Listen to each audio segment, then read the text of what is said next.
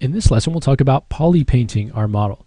So when we talk about polypainting in ZBrush, we're just talking about painting a texture for a model. But in ZBrush, the texturing and the coloring of our model is going to be based on the actual points or the polygons of the model rather than on a UV'd layout. Now we can create a UV-based texture from our polypaint, but when we initially create the paint, it's going to be based on our polygons.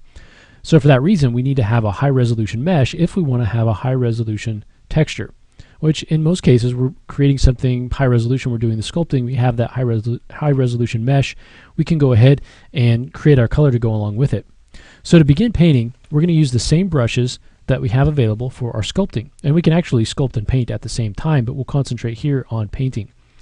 So to actually paint, we need to have RGB selected. We'll have Z-Add and Z-Sub turned off, so we're not doing any sort of sculpting on it, we're just painting. The RGB intensity will decide how much of the color that we have selected will go on as paint.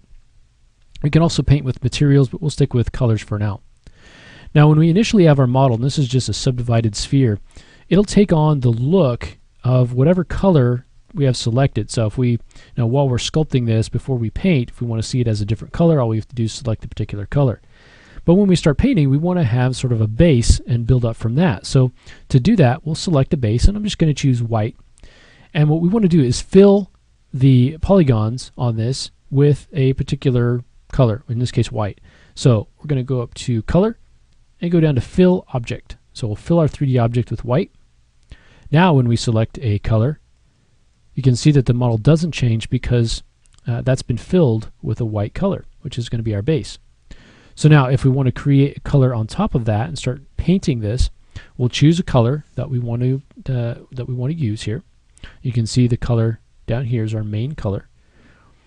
And then we'll choose a brush, we'll choose a stroke, and if we want to, you can choose an alpha. We've got RGB turned on, and at 100% it's going to go full blast with that color on our model. So now that'll allow us to come in and draw across our model and add some paint that way. Okay, you can see nothing's being raised up, nothing's being lowered, and we're adding some color to the polygons. Now we can also change the type of stroke that we're using. So if we want to create some variation here, so let's say that we want to create something that's based on this color, but we want to have a little bit of variation in it. So we can use a color spray stroke. Let's say we also, on the end of this, we want to add a little bit more detail, so we'll use an alpha. So we want to add these dots. We'll increase our draw size here, take our focal shift down. And now you can see as I paint across this surface, it's kind of spreading out the detail that we have. It's also using this alpha, so creating all these little dots. And also we're getting a little bit of color variation. So I can also, if I want to go in and maybe choose a green, I can start to blend all of that together. If I want to sample a color that I've previously painted, I can just click and drag over to wherever I want to sample from, and you can see how that color changes. And I can go back in and use that color that I've now sampled. I want to choose some blue, we can come in here and do that. Okay, you can see we get some nice painting on here. We can even paint around the side and we don't get any stretching. So it's really just coloring the points for that. It's not doing any sort of projection that you might find in another application that uses is for painting textures. Okay, so that's one advantage of that. Disadvantage is that you have to have that high resolution mesh. We can also use like a drag rectangle stroke if we want to just pull out kind of little instances of this alpha. We can pull those out across the surface and change the color in here and start to add that over the top. Okay, if we change our RGB intensity down to something lower, let's choose a fully intense red, and then we change our stroke back here and get maybe a different alpha. You can see that we get more of a pink color because our RGB intensity is very low. Okay, and so it takes a lot more pressure to build up color. Whereas here, if our RGB intensity is high, just very quickly builds that color up and adds that to the surface. Okay. Now one cool thing is that you can actually paint and sculpt at the same time. So if you want to add some maybe raised red areas instead of doing it separately, you could say, okay, Z add. We'll take the intensity down a little bit. And now I can raise up areas that I want to be red.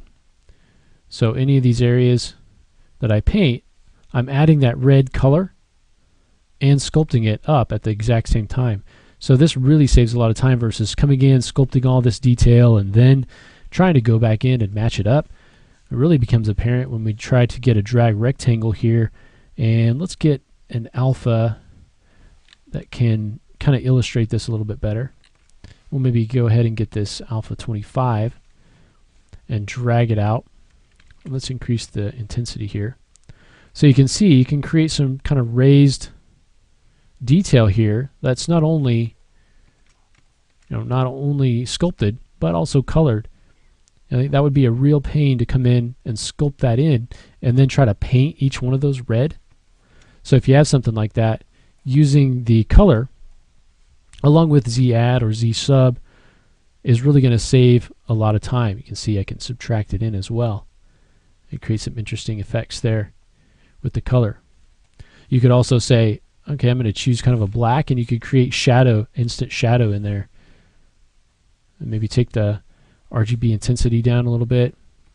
So kind of an instant occlusion by just adding a little bit of that darkness in there. It kind of brings that detail out a little bit. And again, all this is based on the actual points or the polygons for this model. So in order to get a very high resolution mesh, you want to have a decent resolution for your if you want to get a high resolution paint, I should say, you should have a decent resolution for your mesh. So if I take this geometry down, you'll notice that that paint gets blurrier. And so if I try to come in here and paint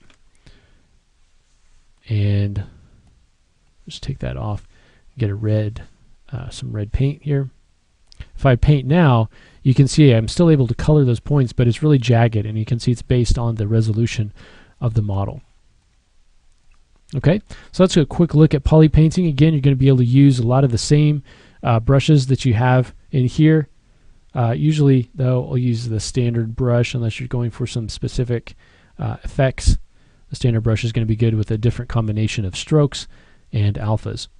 Will kind of let you add your paint in different ways, and also you can paint and sculpt together, which is very useful. Okay, the next thing that we want to cover is masking. So masking is going to enable us to kind of protect different areas of the model that we may not want to either paint or sculpt, and allow us to define areas that we want to perform different kinds of deformations to as well. So we'll take a look at masking in the next lesson.